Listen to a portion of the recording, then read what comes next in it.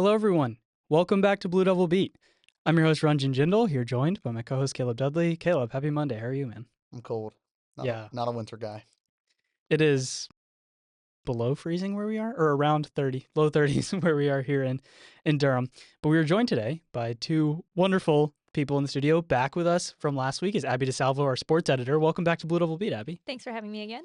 And also joining us is Elle Chavis, our managing editor and one of our also football beats who covered the ACC championship. Elle, welcome to Blue Devil Beat. Super excited to be here. So these two are here because news of the weekend, Duke football wins the ACC championship in Charlotte against Virginia 27-20 for Duke's first ACC championship since the game was started in 2005 and first individual championship in a long time, 60s. Yeah. Yeah. So first of all, how was the coverage experience? How was Charlotte? It was probably the coverage experience of a lifetime, I'm sure. It was really, really incredible to be there and be able to watch the game and cover it. A stressful game. It came down to overtime, honestly, the first overtime in the championship game's history. So a little bit stressful while we were putting the coverage together, but really a great experience overall. Yeah, I definitely agree. I mean, chance to be at an NFL stadium is always super cool. Had a super sick press box, so it's always a very fun experience for us. Awesome. So yeah, on this episode, we'll dive into talking about that game, how Duke won in an overtime thriller. Then we're also going to talk some basketball. Caleb and I, meanwhile, we're in Michigan State while this was happening. Duke basketball, men's basketball is undefeated. And Duke women's basketball had a big slate of top 5 opponents in which they lost all 3 of them, but won their first ACC conference game on the road yesterday. So we'll invite Martin Heintzelman and Ryan Hamner, 2 of our women's basketball beats, to talk basketball. First, this podcast is brought to you by Duke Stores. Support your favorite Duke team. Duke Stores is home to the only collection of merchandise brought to you straight from Duke University. Go to shop.duke.edu for all of your Duke merch. Also, before we go any further, I also want to plug Sports Wrap, our newsletter compiled by mostly these 3 people in the room here with us and our sports staff. It is a weekly newsletter that goes out to your inbox Tuesday, recapping our coverage of the week in sports. So I think you guys should definitely read it. How you get there and how you subscribe, go to our website at dukechronicle.com. Go to the More tab and select newsletters, and you can put your name in and select Sports Wrap. You can also subscribe to a host of our other newsletters from the Chronicle, but yeah, Sports Wrap's a great one. Right, Abby? It's amazing. Okay, so let's talk football. 27-20, like I mentioned, a very different game from the first time that Duke played Virginia. We mentioned just a month ago, Duke lost to Virginia 34-17 in a game that was much more decisive than that score factored. Abby, I'll start with you. What do you think were some of the biggest differences between the first time Duke played Virginia and the second time, and why do you think Duke was able to win this time? Duke just looked very methodical this time around. I mean, the first drive took more than 9 minutes, Oh, yeah. I think. So it was the longest scoring drive in the game's history in terms of elapsed time. And then they followed it up with the second longest on their second drive. But I think finding some success on the ground was really important. The first time around, Virginia limited Duke to, I want to say it was 42 yards. This time, Nate Shepard had 97 alone. Anderson Castle had 35. So they were really able to make progress on the rushing attack. And then Mensa connected with a host of different receivers. So I think it was just a very well-rounded game, kind of what Duke has been searching for all year. They really put the pieces together when it counted. Yeah, definitely. Oh, what about you? Yeah, I have to agree with Abby, but I think definitely focusing on the defensive side and really kind of stopping Chandler Morris and the rest of the Virginia offense from wreaking havoc as they're known to do. They're definitely a very high-scoring offense, just in total yardage, and we held them to one of their lowest performing offensive performances of the year. So I think that definitely was part of the reason why Duke was able to pull it out. Yeah, definitely. And speaking of that defense, Chandler Morris was 21 for 40, so just above 50% in completions through 2 interceptions, including the game-winning one by Luke Mergott. Caleb, I'll ask you about that defense and Luke specifically. Obviously, this linebacker core has been beaten up, but he's been someone who's really stepped up, and it was so fitting for him to get the game-winning interception. And I thought the defense as a whole, especially the secondary, seemed to play better than the rest of the season. Yeah, I've been saying on this podcast for a couple weeks that the defense is just kind of like a lost cause, and They were listening to you. they proved me wrong on Saturday. Morgott is a big part of that. I think he's gotten a lot better really fast since having to kind of get thrusted in. I think he said after the Wake Forest game that he didn't really expect to play much coming into the season, but you can't really worry about that. You got to just kind of put your head down and work. So it's good for him good to see him do that. Running the defense, wearing the microphone, and getting the pick to win that game. Thought the defense as a whole did a really good job, especially the D line. first time Duke played Virginia, Morse was able to get out of the pocket a lot, make Yeah. some plays. Thought the contain was much better from the defensive ends. Only had one sack, which was a Vincent Anthony pressure, but I thought they kept Morse in the pocket well. And then on that last one, the last play to end the game, even Wesley Williams was still out there all the way out to the sideline playing a contain, forced him to throw the ball right into Mergott's hands. Yeah, I liked the selective blitzing, I guess, if you will, from Jonathan Patke's defense. They were aggressive sometimes, pulled back sometimes, but the defensive line really made Morris's life difficult. You saw a bunch of different guys on the defensive line rotate and played well. And, at times, Landon Callahan didn't play well early in the game, but I thought as it got on, he played better. He obviously gave up, that touchdown late, but overall, I thought the secondary played much, much better. For you guys who were there covering, what was kind of the message from Diaz post game? I know there was a lot of excitement around the team. He was trying to sell Duke to get into the college football playoff. But could you kind of take us into that press conference and what the players and coach said after the game? Yeah, so I went to the press conference with Coach Diaz after the game, and Elle was outside the locker room talking to some of the players. So I'm sure she can speak to their mentality a little bit more. But Diaz, obviously, like you said, he was lobbying for a spot in the playoff. He was definitely really proud of the team, but talked a lot about their mentality throughout the season, how they faced a lot of adversity. I think the way he put it was they were presented with a lot of short-term feedback throughout the season that may have made it appear as though they would never actually make it to this point, and they just kept fighting through that anyways. And he said, in his opinion, that's why they were able to kind of handle the adversity of Virginia's last drive, it going into overtime, and not let that kind of waver their confidence heading into the overtime period. So I thought that was really interesting to hear him say. Mensa was also in the press conference, and he was just excited, talked about how much it meant to him in the senior class to bring Duke a football championship when it's primarily known as a basketball school, and just kind of the grit and determination the senior class especially has shown, and some of the transfers coming in. And I know, Elle, your sidebar was on that theme similarly. First of all, everyone check out Elle's sidebar. It was kind of a big picture look at the whole season. Can you talk about that a little bit? Yeah, definitely. I think something Jeremiah Hasley said, who, scored Duke's first touchdown and then, of course, had the game-winning touchdown that kind of iced things for Duke, was saying that Duke really, as a team, they kind of embrace the fact that they're underdogs, that people have doubted them, that the beginning of the season when we were not playing as well, people were like, Duke's a lost cause this season, things aren't going so well, but they kind of all took that on the chin and they kept their heads up and were like, no matter what, we're going to go out there and win this ACC championship. And something that Mergott said afterwards, of course, people were talking about the college football playoffs, whether or not Duke's going to make it. He was like, for us, we're not really focused on that. We're focused on just playing with each other and just enjoying it. And we just want to bring the ACC championship home, regardless of the greater playoff picture. So I think kind of like as Abby alluded to, this senior class that came to Duke when Duke was back-to-back 9-loss seasons, they've kind of really turned things around and turn them into a contender. Indeed, they have. And not to bury the lead too much, but Duke is not in the college football playoff. You did not see Duke was not selected and is instead going to be going to the Sun Bowl to take on Arizona State. We'll talk about that in a second.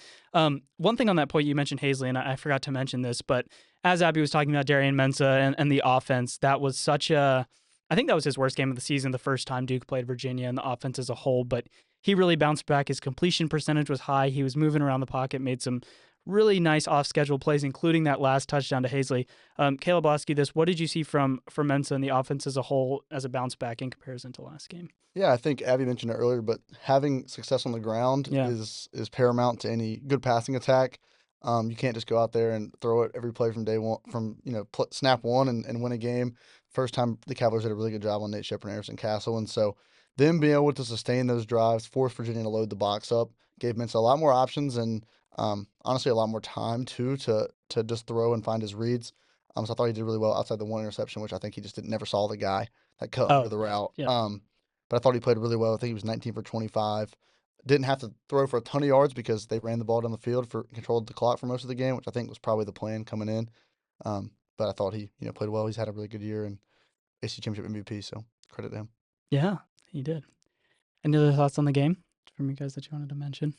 Celebration was fun. There's a lot of Duke students there. A lot of fellow Chronicle writers came and celebrated. Caleb and I were in our hotel in East Lansing. Cold. I will say, special teams, 3 weeks in a row. Yes, Successful fake. Kevin O'Connor this time around. Well, the hard count from Cade on the first punt that had them jump, and then offsides, yes. Then the fake with Kevin O'Connor.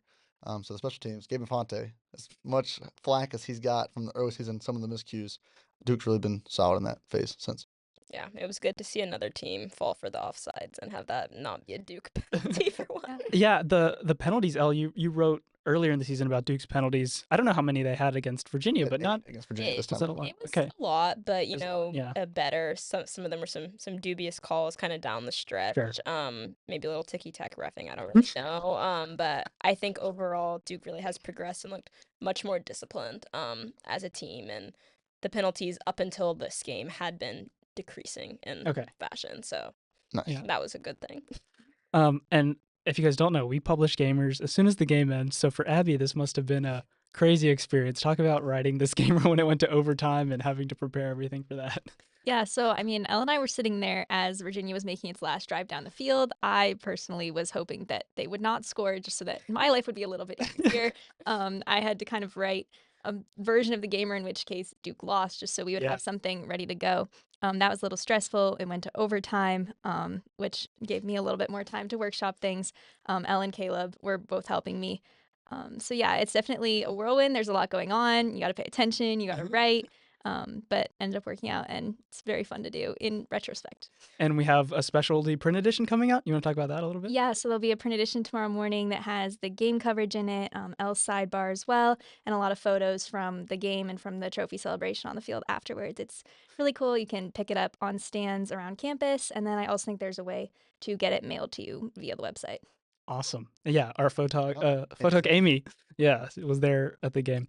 Okay, quickly about the Sun Bowl, like I mentioned, the Tony the Tiger Sun Bowl. Yes, right? sir. Yeah, in El Paso, taking on Arizona State. Obviously, Duke, there was a little bit of hope about the playoffs, but in the grand scheme of things, a solid season. Maybe not the exact bowl that Duke wanted, but a good opportunity to face a team that was in the playoffs last year. Obviously, is banged up a little bit. Caleb, give us a little bit of the scout of Arizona State. So far. Yeah, so Arizona State obviously had a lot of hype coming into the year after making the playoffs last year and kind of a lightning in a bottle kind of season. They really found their stride with Sam Leavitt at quarterback. Leavitt left the team. He's not with the team now. And so Jeff Sims has stepped in over the last quarter of the season. Former Georgia Tech quarterback, Nebraska too, I want to say, right? Duke has played him, I know, at Georgia Tech for sure. So he's taken over. Offense has really kind of been more stagnant with him. He's not as much of a passing threat, but Arizona State's really led by Malik Brown at running back, who's over 1,000 yards for the season, and then Jordan Tyson, who might be the first receiver off the board in April. So I don't know if those two will play against Duke. Obviously, bowl season now is full of opt-outs and transfers. So, but if those two play, they still have a really, really dynamic offense that can challenge Duke and keep pace with Mensa and company. Yeah, it seems like there are reports that he intends to enter the portal, Sam Leavitt, that is. Yeah. So you're right about the bowl game opt-outs. But the last, at least few seasons, for the most part, Duke players have participated in the bowl games. And so, it'll be exciting and probably a pretty pro-Arizona State crowd considering the proximity to Arizona. But yeah. Yeah, yesterday on the press conference that Manny had, he was talking about how, first of all, excited the senior class was to play together one last time. So I would hope that a lot of them will turn out for it. But also some of the younger guys, he said, these reps matter just as much as the games in the championship and the games in the regular season to continue building the program moving forward. Definitely. Yeah. Are you two going to be there, or what is the I think so, right? That's the plan. prognosis? Yeah. Okay. That is a plan. Well, so keep up with all of our football coverage. Caleb and I are going to write a little piece on this senior class, hopefully, in the next couple of weeks. We have some more coverage around the team. But it's been a great season for coverage-wise and for this team. And yeah, thank you, Abby and Elle, for joining us. This was amazing. Always love talking to you guys. And we'll be back to talk about some basketball shortly. All right, everyone. Welcome back to Blue Devil Beat. Like I mentioned, we're now joined by Martin Heintzelman and Ryan Hamner, two of our women's basketball beats. Martin, Ryan, thank you for joining us today. Oh, man, it's great to be here. It's probably the best day of my life, I think. Really? Oh. Besides it's the birth snowing of my son. outside. Have you guys talked about the snow yet? We have. Well, we talked about the cold, and Caleb wasn't too fond of it because Caleb has a snow aversion. Not big on snow, yeah. It's a crazy take. Snow aversion? Yeah. Is that like a condition? How does that work? No, it's not. I'm calling it a condition. Just not a big fan. What's the prognosis rather? It's too. He just gets moody. Indefinite. He doesn't like. They're putting them down next week. Okay. Hopefully it's warm. Yeah, it is snowing, and that's fantastic. It was snowing in Michigan State is what we were talking about, too. Anyway, we're here to talk with Martin and Ryan about women's basketball because they covered Duke's game against LSU in the ACC SEC Women's Challenge, and Martin was up in Blacksburg yesterday, where I assume it was also snowing. Yeah, Or snow yep, was there around was snow on there the ground. Yep. for Duke's first ACC win of the season and breaking a 4-game losing streak, which is the longest in Kara Lawson's tenure for Duke. So starting with the LSU game, a 93-77 loss, but it was more encouraging than the Vegas Challenge, where Duke was thoroughly outplayed by both South Carolina and UCLA. Martin, I'll start with you. What did you see from that LSU game, and did you see some improvements from that past week for Duke women's basketball? No, absolutely. I mean, I think there's already even made that Duke hung in it with South Carolina for a little bit at least, true. and I think this was the first point this year where for like pretty much a whole quarter, Duke played like really high quality, like basketball at the level that is the standard from previous years, especially from sort of the end of last year. The defense was there. The rotations finally looked smooth. And I thought the scoring, they were making shots, they were making the right plays, making smart passes. So it was just very refreshing to see Duke playing that way, playing up to the standard, and executing on offense and competing, which is really not something that Duke has done in those past couple losses besides that. Ryan, I know you wrote a column following the Vegas Challenge about that poor performance.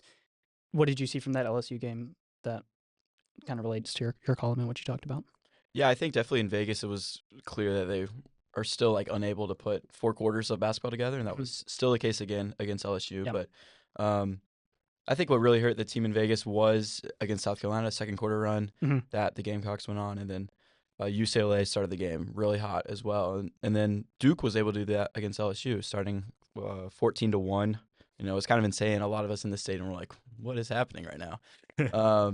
And then they hung tough through the second quarter as well, and so that certainly playing against an LSU team that has not faced a quality defense as much this year was proving to give the Tigers some trouble, and so it was good to see Duke respond well in that regard, but also play well on offense, at least for the first 20 minutes. Yeah, Yeah. I mean, 77 points is a solid total, and on that offensive side, you saw people like Ariana Roberson and Riley Nelson come off the bench and produce in double figures, which was needed because the starting offense had not been up to par, at least in LSU. What did you see from those two players against LSU?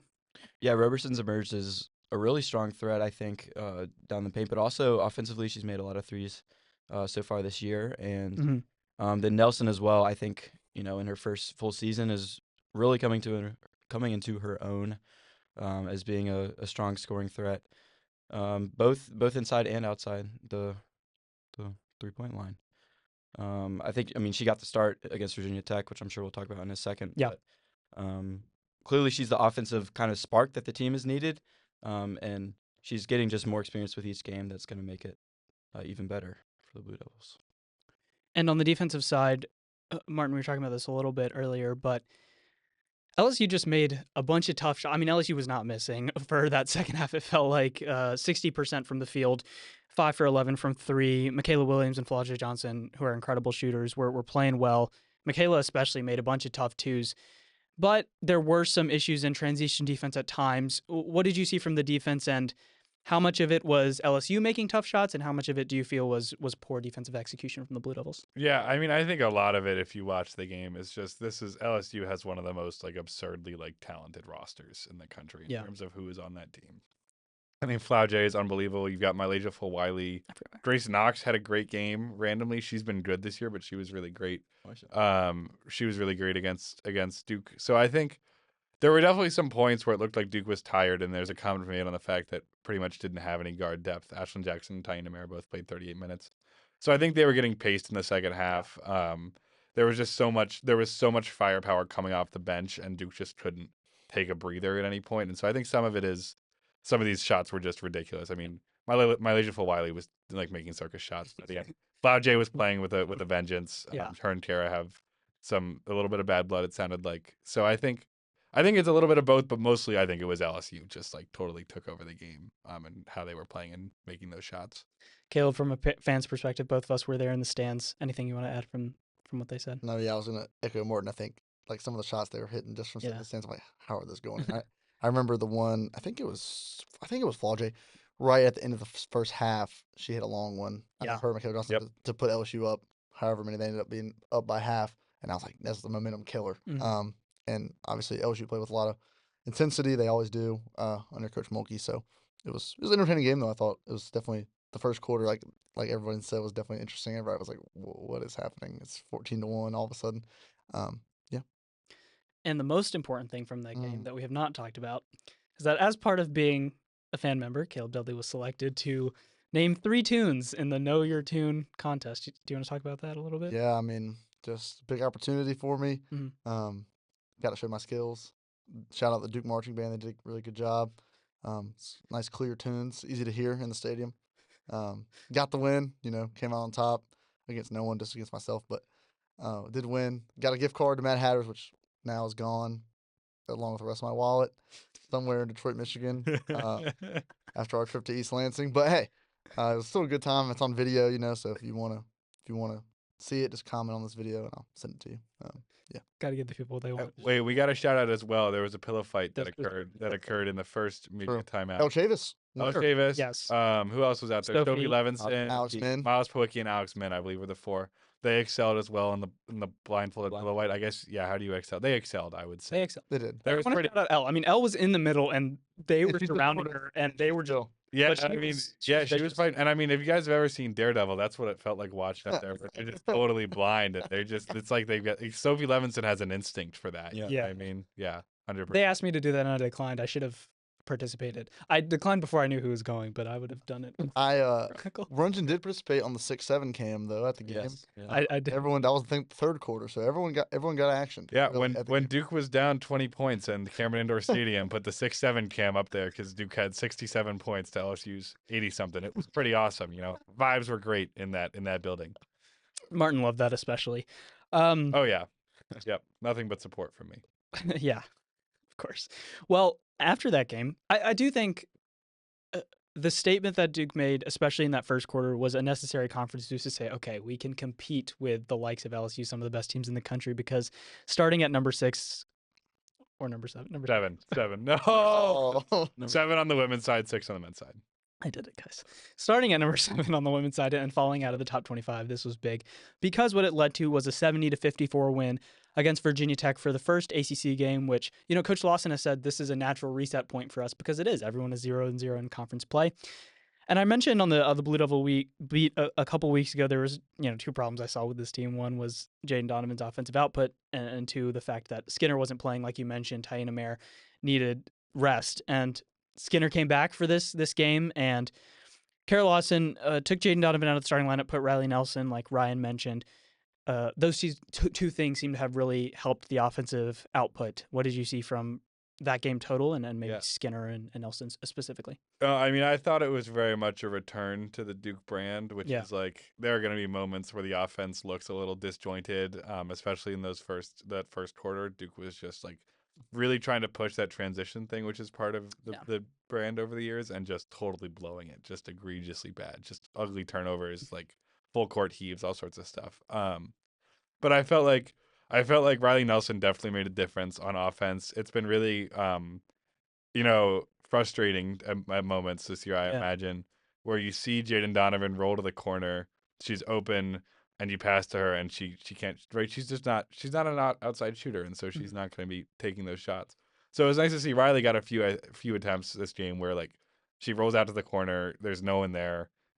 Maybe Virginia Tech's like sagging just a little bit, and she gets enough space for a shot, and she can make those shots, and she can be a real threat. And she changes the dynamic of the whole offense, right? Because now you have to step out to Riley Nelson. Toby Fournier has more space down low. She had a really great game, and so this was very much a return to form for Duke. I think overall, in terms of like only allowed 54 points, scored pretty well, not incredibly well, but scored pretty well. And then Emily Skinner was decent. Yeah. I mean, she's just got to warm up again. She's played like 3 games this year, maybe. I don't know. She was fine. She had some turnovers, some obviously poor choices when you're watching it there in terms of how she was moving the ball. But it's just nice to see someone else who can bring the ball down the floor and like have an impact offensively. Because T and Ashlyn needs a little more rest than they've been getting these last couple of games, I would say. Yeah, 2 things on that point. One, with Skinner, I think one thing that she can bring is the rebounding. She's a bigger guard, and with the loss of Alucia Kanawa in the portal, she had 7 last night. But I think that's a strength of hers. And then with the Jaden point, she's such a talented defender, and can be good at scoring around the basket and finishing, but right now it's clearly a confidence issue because she's not even shooting the wide open layups. And so I think you got to slowly work her back, but build her confidence first and not and work with her in practice and doing that first before you put her out in the game where her confidence is almost clearly declining. But I think she can bounce back from that. Ryan, thoughts on that game? Yeah, I agree with that last point because I think having both Nelson and Skinner allows everyone to kind of just breathe a little bit more. Yeah. Jackson won't necessarily need to be as much of a pure scorer as she's kind of had to be so far in the season. That comes with losing Reagan Richardson, who's a really good player, but having Nelson as well can just kind of give them space, I think. And then with Jaden having just another player on the floor at times can just maybe help her focus on her defensive abilities, which is certainly what Duke's going to need and part of their identity to be, a talented team, which I think they still can be. So.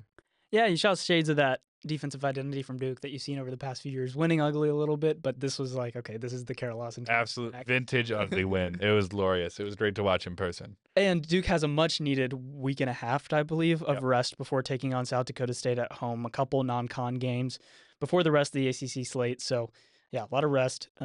Until then, keep your eye out on our website because Martin and I theoretically have a piece coming out soon. We talked to someone pretty important, guys. It's pretty exciting stuff. Yeah.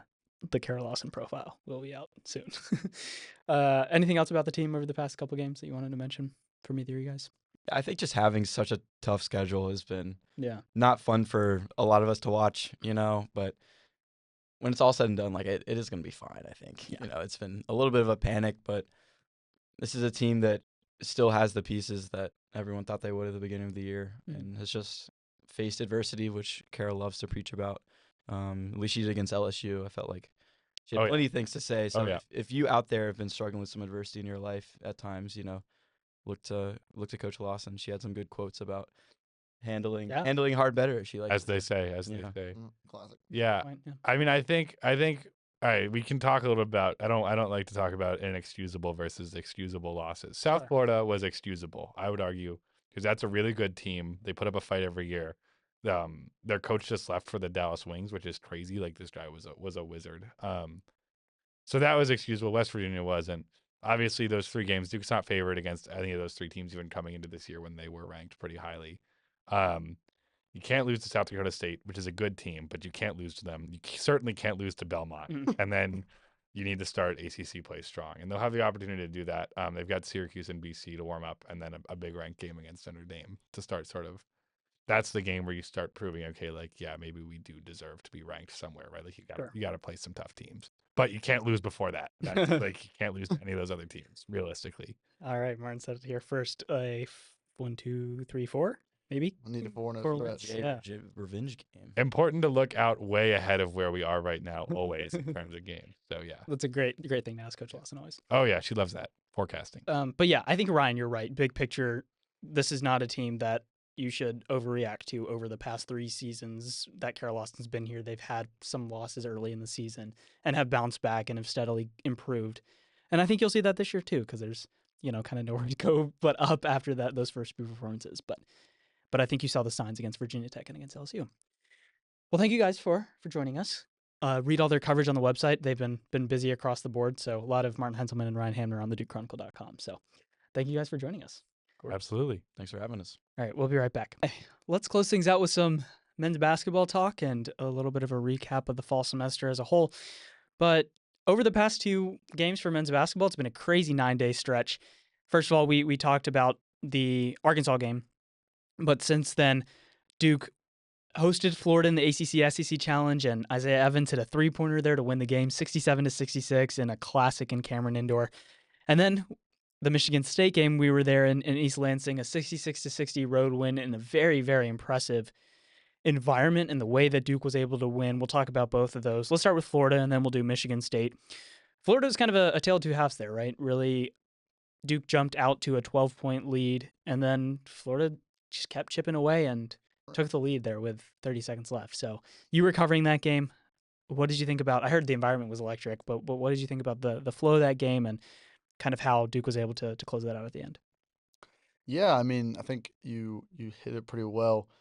I I'll say in the first half, I thought Duke really took it to Florida outside of rebounding, which I think kept Florida in the game, especially offensive rebounds. I think Duke could have made it a lot worse than it was. It was a 12-point lead at halftime still. Thomas Houck was incredible. He was the only reason Florida was really in that game in terms of individual players. The rest of the players had like 4 points or something. I don't know, something like that. He was dominating the game against the combination of Nick Hamenia and Dame Sarr. Hamenia made his first start in that game and then went down with injuries, so kind of threw a wrench in the plans of Duke there.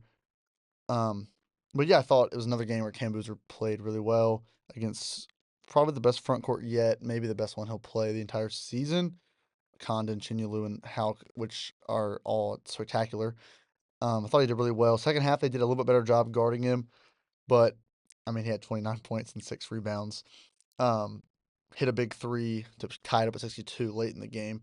And then obviously Isaiah Evans was the big story there, hitting that game-winning three despite going over 7 from 3 to start the game. I think, and Abby wrote a sidebar about this that was really good after the game. I think him and Patrick Ngongwa have both gotten so much better since last season, especially in terms of Evans just playing on all assets of the game and not just shooting. I think last year in a game where he was 5 for 14, he probably would just not play defense, and Shire may have pulled him out, but hit 5 blocks against Florida in a game where he was really locked in. And Coach Shire said after the game, just keep playing, focus on defense, and the offense is going to come. And we trust you. And the last play of the game, they set a screen for Boozer, and he pops out of the screen wide open, knocks it down in front of a packed house to really end that game for Duke. And so I thought, it was a really tough test. I think Florida is better than 5-3. Obviously, I think they're going to keep getting better. And it was a really fun environment at Cameron, so it was a really fun game and big win for Duke, the premier win for the ACC in this past week. Yeah, honestly, going into the game, we had Jeffrey Serber on from the independent Florida Alligator. But I thought this was a team that was built almost perfectly to challenge Duke and maybe even win.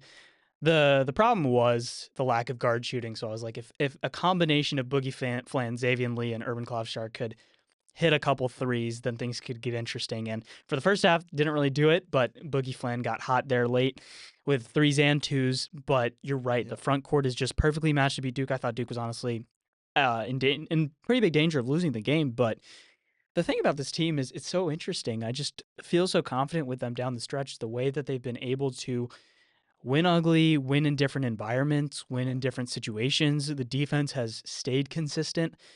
And, Nick Hamenia hurt his foot or rolled his ankle on the first couple minutes of the game. And so he was pretty limited and that affected him. But that meant Dame Sarr and Malik Brown had to play extended minutes, and they each recorded a couple steals. Malik with that deflection on the half-court heave, desperation heave, I guess, for Florida on the last play. But both of them played better defensively, and I thought it was just a complete performance across the board from Duke, and good job not getting too rattled when Florida started coming back. Yeah.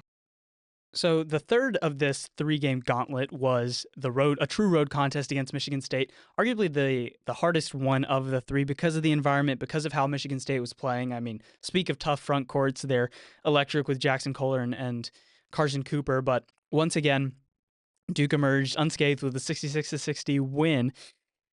Michigan State had moments in the second half where it looked like the Spartans were going to take control of the game, especially with foul trouble, but, Duke hung tough and was able to win. So we'll dive into this one. What did you think about Duke's win in East Lansing here?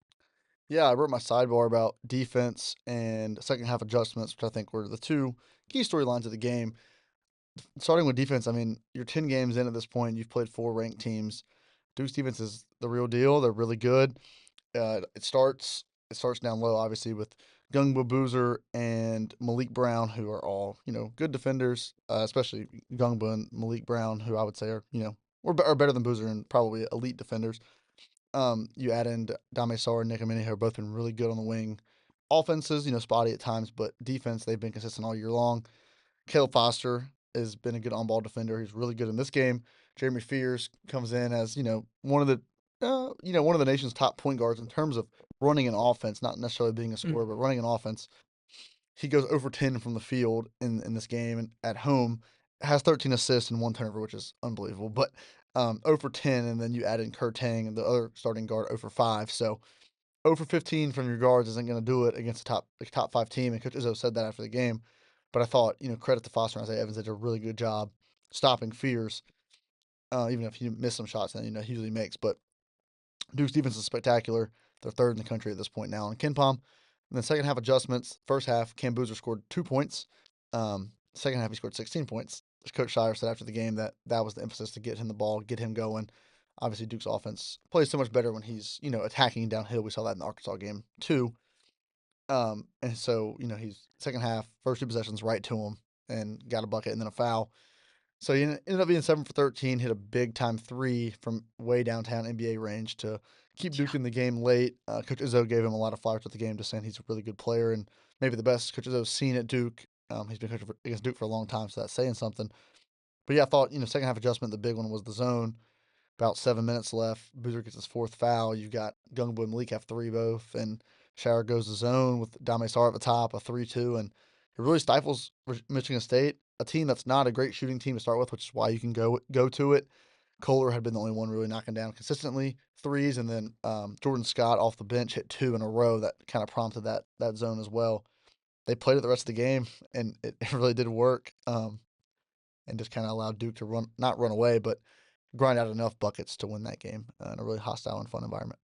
Speaking of second half adjustments, I mean, the Kohler first half versus second half, he hit 4 threes, shooting out of his mind, and Duke didn't panic. And that 3-2 with Dame Sarr at the top, Caleb Foster was talking after the game, and Cameron Boozer were about the length of this team being a strength. And I think this was a big confidence boost for both Hamner and Dame Sarr. Hamner hit some threes early in that first half, and Dame Sarr was able to contribute defensively, obviously, in that second half. And if they're both playing consistently, finding their roles, whatever that may be, for Hamner, I think it needs to be as a shooter, because while he can do a lot of other things, one thing that Duke has struggled with consistently is the 3-point shot.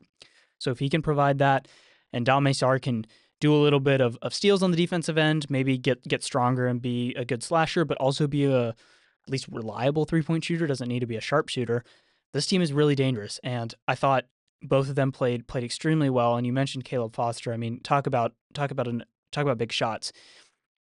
He had that 3 at the end with a minute left when Cam Boozer, made an excellent pass after being kind of doubled there. Caleb Foster was open, got a little bit of a shooter's touch there, and then made some clutch free throws down the stretch. But I thought Foster, obviously, over the past few games, he's been tremendous. But comparing this year to his past few years is night and day. Yeah, he had that huge block on Fears, too, down the stretch. Or not, Cohen Carr, who was probably the best athlete in the country. Oh, yeah. And he's going up for a layup, and Foster comes up right behind him and gets up and blocks it. So he's been great. I don't know. I mean, Duke's probably very grateful that he's stuck around for a year at this point. Caden Boozer didn't play a ton against Michigan State. Just wasn't really his game. But I think, Duke Shire's consistently playing 9 guys. Darren Harris is playing every game, too. So they have, a good rotation. They're still figuring out roles a little bit, but it'll get there, I think. I trust Shire at this point, and can't go about 10-0. So big game with Texas Tech coming up, but they look really, really good.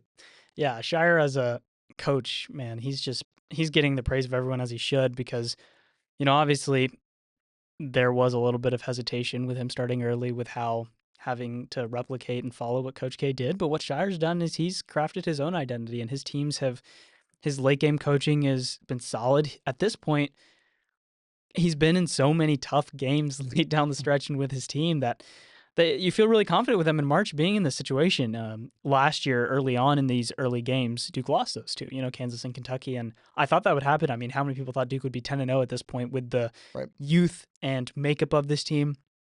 I certainly didn't. So this has been really, really impressive. Obviously, there's probably going to be some bumps naturally in ACC play. Going on the road is tough, but gosh, it's really been impressive. And I think the depth of this team is starting to show, and I think Cameron Boozer is solidifying himself as the best player in the country. Yeah, I mean, I think Golden said after the Florida game that Duke had 16 points after timeouts out of the 7 points they had, one of them being the Evans 3 to take the lead. And someone asked Shire after the game if that's what he drew up. He's like, actually, yeah, that's exactly what I drew up to happen. And so I think he's really improved in that regard from 3 years ago. And like now when you call a timeout, you're like, oh, they're going to draw something good.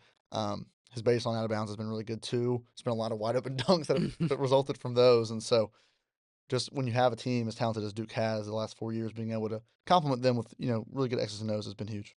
And Evans is not shooting the ball right now super well. And we know with him, that's not going to stay there very long. So, he's made big shots in both the Florida and Michigan State game. He also made one, down the stretch there. So Good signs moving forward for Duke. They get also the exam break, as all athletics teams do here, but we'll take on Lipscomb on the 16th in Cameron Indoor before going up to New York to take on Texas Tech in the last non-conference game. So it's going to be exciting stuff for Duke moving forward, but once again, impressive, and it's important to note how difficult this stretch was, and the fact that Duke emerged unscathed is something to note. Okay, well, there hasn't been too much that's happened in the other sports front, but we do want to talk about women's soccer and some other stuff. So what has happened since in the other sports since we last recorded? Yeah, you mentioned it. There hasn't really been a lot. Track and field had a couple like big national like invitational type events, and then wrestling had one match. They won. Gardner Webb wrestling off to a pretty good start this year. Connor Barkett's been really, really good for them as a senior veteran. So it's definitely been better than years past. We'll see if ACC play, what that holds for Duke. And then you mentioned women's soccer. Friday, a 1-0 loss to Stanford. The one goal coming on a Cardinal free kick in the first half. Just Duke had the ball for really a good portion of the game, especially in the first half, but just couldn't finish. Stanford's defense and goal held really strong. So it was a really tight and excellent soccer game, but just not enough for the Blue Devils. So that's really all that's happened. You'll have no games at all from the 8th to the 15th, like you mentioned, for finals, and then we'll have the Lipscomb game, the South Dakota State, and then the other two basketball games are the only ones really for the next couple of weeks. So not a lot of Duke going around. Yeah, well, if you're a student, best of luck on your exams. Take this time to rest, study, and what a semester of Blue Devil Week, man. This has been fun. Our first semester of the video and combining it all to one podcast. We've had spectacular guests from across the country and student newspapers. Also, our Chronicle beats have been fantastic on the show. Love doing it as always. So we're going to take a break for a few weeks as we go home for winter break. But we'll be back. Yep. We'll be back. Louisville looms large as the first game after break. So for basketball, so and then I'm sure the transfer portal will be wide open at that point. So plenty to talk about there. Yes, and we will be gone, but the Chronicle is not going anywhere. DukeChronicle.com. We just published the live tracker today. We did. First transfer of the season, Peyton Jones. This is for football. I'm sure there'll be plenty more. So keep an eye on that for any departures plus additions, whether that's players or coaches or other staff. Yeah, and we mentioned bowl coverage and men's and women's basketball, other sports coverage. We're also going to be doing our fall season reviews, and we also have a lot of cool features on the docket because this is a slower time in sports. So head over to our sports features tab to check out all of those. We gave a inkling of the Kara Lawson one. Caleb and I have a football one, and a lot of great stuff from our beats across the board. So thank you guys for listening and supporting the podcast. We really appreciate it. This has been super fun to be able to do this little project and start this. So we really appreciate it, and we'll be back in January. So have a wonderful holiday season, great new year, and enjoy the next few weeks. For Caleb Dudley, I'm Ranjan Jindal. This has been Blue Devil Beat.